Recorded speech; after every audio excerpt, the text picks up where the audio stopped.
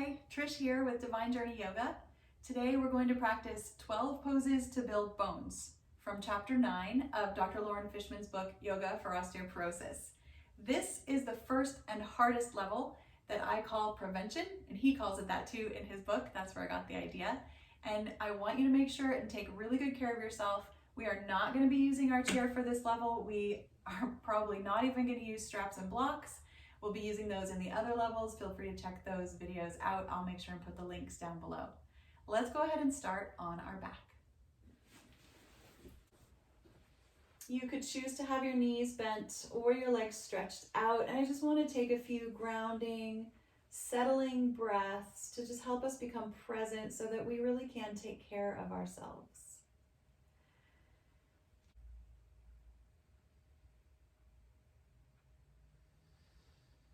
Let's take one more breath here. And you can open the eyes, wiggle the fingers, and stretch the arms out nice and wide. Arch your back a little bit.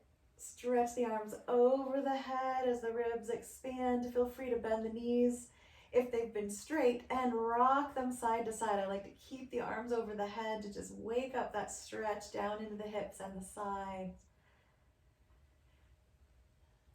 Whenever you think it's a good time, feel free to bring those knees into your chest, wrap the hands around the shins, and rock with the belly squeezed.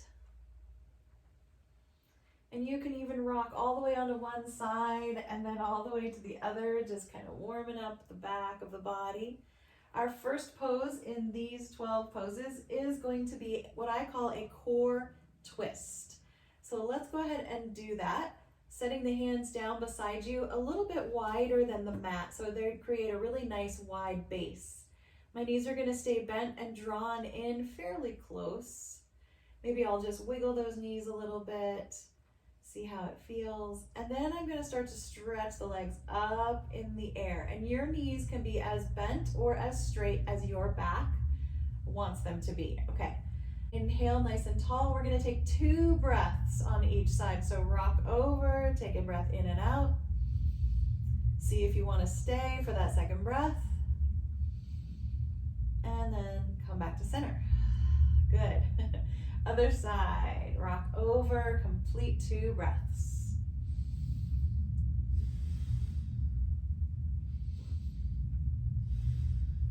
And back to center.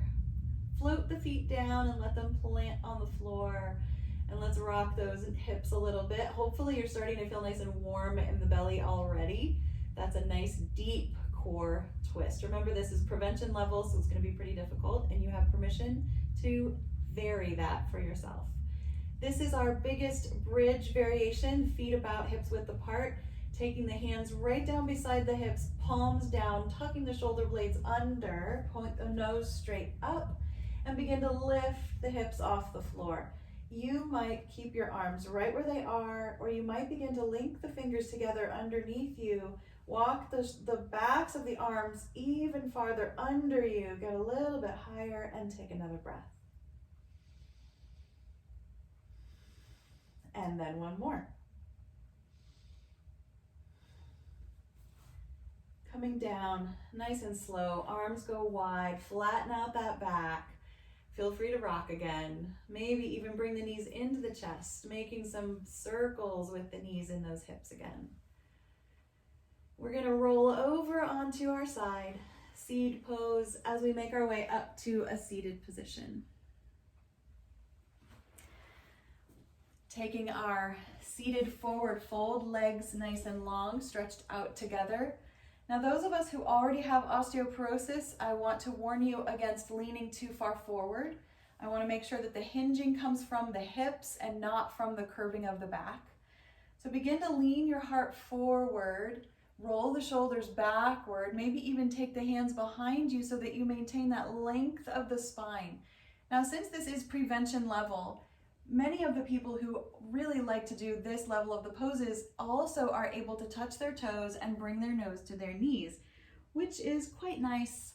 I can't quite do it. If you feel like that's safe for your back and you don't have osteoporosis, feel free to take a breath or 2 here.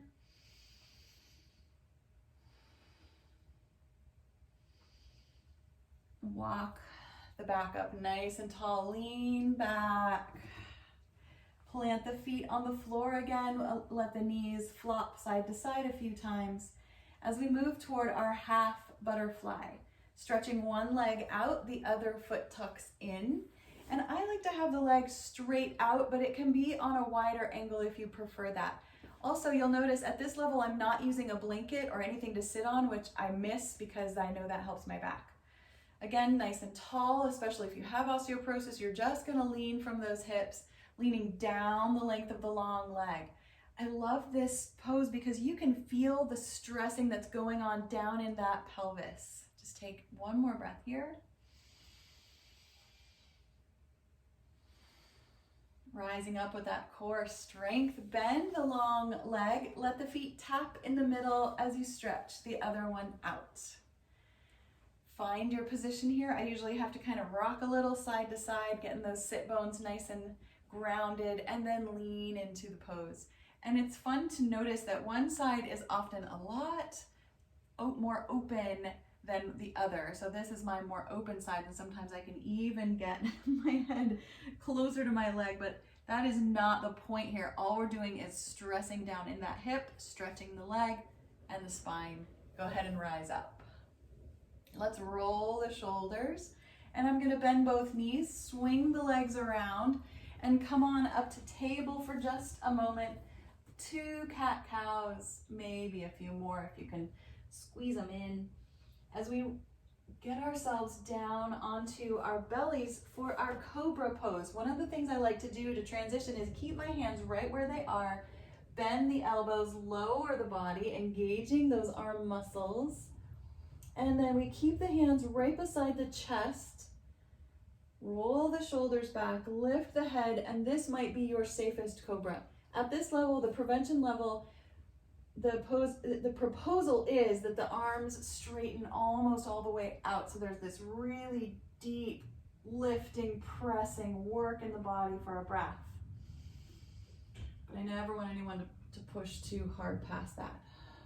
Settling down, rocking the hips for just a moment. I'm going to start to crawl my knees in a little bit as I push myself back up to table.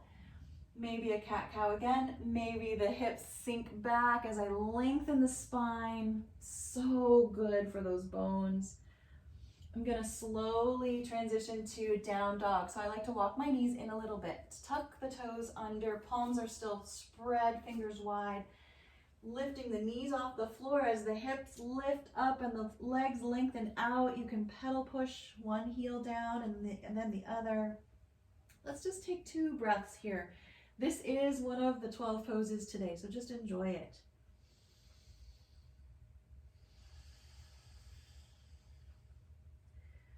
Looking ahead, we're going to start to walk our hands and feet together, allowing the knees to be deeply bent so that our elbows can slide right up on our thighs in that supported forward fold. Take a breath here, and then the hands slide to the thighs as we push ourselves up to standing, nice and tall, swinging those hips, coming into a wide angle pose. As you swing the hips, step the feet wider and wider apart. And you'll know how wide you need your feet to be. Feet are at the outside edges, parallel to the short ends of the mat. We're moving toward triangle. So one foot turns out. The heel is pretty much in line with the back foot, the arch of the back foot. And I like to bend into the knee, place my forearm on my thigh so I have this beautiful line from the back foot up through the spine. Then I take the other hand to the hip and begin to straighten this knee. And you'll find your position for your spine here. The prevention level has the person with their hand on their foot, which I find extremely vigorous and difficult. This is not quite my practice, so I'm going to slowly come on out. Rising up, maybe bend the knee a little as you rise, turning the foot, swinging those hips. We want to make sure there's nice amount of fluid in the joints so they're not too stiff. See how that feels, turning the other foot out. Now remember, I'm going to show you the prevention level, but you don't have to do it. Bend the knee, the forearm can come down. This is really the pose right here, right? Then we start to straighten the knee, holding that beautiful spine, that length, and see about how deep that side body will go, and you can add the arm on top. Ooh, it's a little bit hard to breathe here. And slowly come on up. Nice work. Sometimes actually trying that depth of the pose is rather rewarding. Let's go ahead and step our feet back together. Maybe swing them a little bit side to side, roll out those ankles. I almost called them wrists. Okay, we're gonna move toward tree pose. This is pretty much the peak of this practice. Leaning onto one foot, I always have something nearby I can hold on to, not a cloud. I'm gonna come right over here to the edge of my window. Lean into one leg. I like to lean into the leg near what I'm supported by. Other knee comes forward, opens up, and the foot can come pretty much anywhere along this leg. Maybe even the toes on the floor, or of course that full pose. I can only do this on one side. Pressing the foot into the thigh into the foot. The arms can rise up, still holding on to that wall a little bit as you breathe. And relax. Stepping down, swinging the hips. We'll try the other side. Standing leg, other knee forward and open, coming into your pose to the depth that works for you. Straighten up that line. This is a full body pose. And breathe.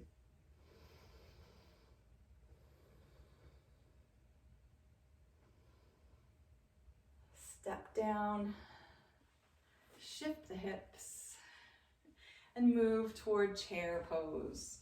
Coming back to the middle of the mat, facing the top, slide the hands down the thighs, bending the knees into your depth of chair pose. I kind of like to bend the knees and straighten a few times.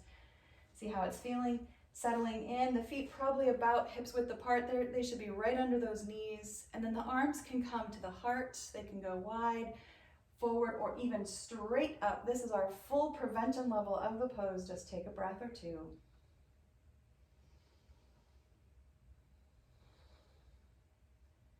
Hands touch the thighs as we lean forward and step the hands down, maybe just straight into table or a down dog or even a plank pose.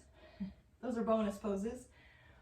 From table, 2 or 3 cat-cows, just checking in with the low back. How's it doing? Beginning to crawl the knees forward so that we can sink over onto one side and take our twist. So we start with the legs straight out. We bend one knee, settle those sit bones. I like to take the hip that's connected to that bent knee and walk it back a little bit.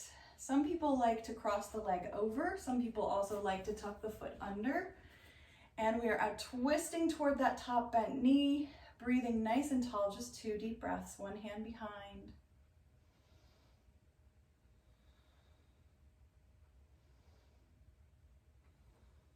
Rotating forward, uncross the legs, stretch that bent knee out, walk this new bent leg back, the hip goes back, good. Choose if you're gonna cross the foot, keep it inside, tuck the other leg. So many great choices, make your pose unique to yourself, and twist and breathe.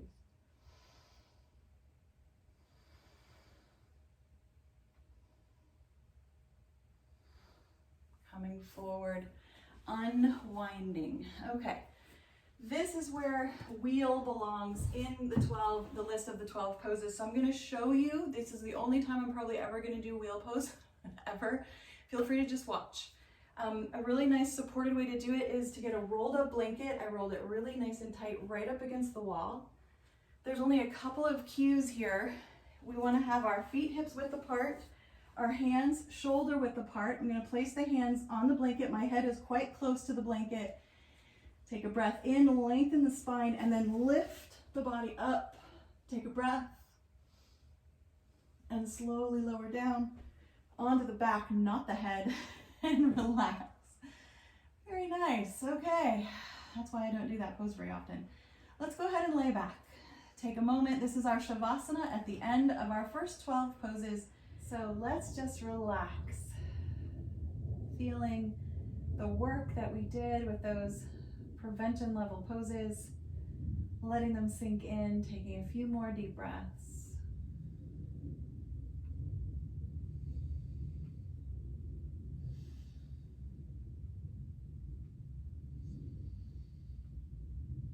One more deep inhale and let it out through your mouth. Wiggle your fingers, wiggle those toes, bend the knees, and roll over. Coming to seated to finish this short, sweet practice with our hands at our hearts. Here's to yoga to build bones. Namaste. Thank you.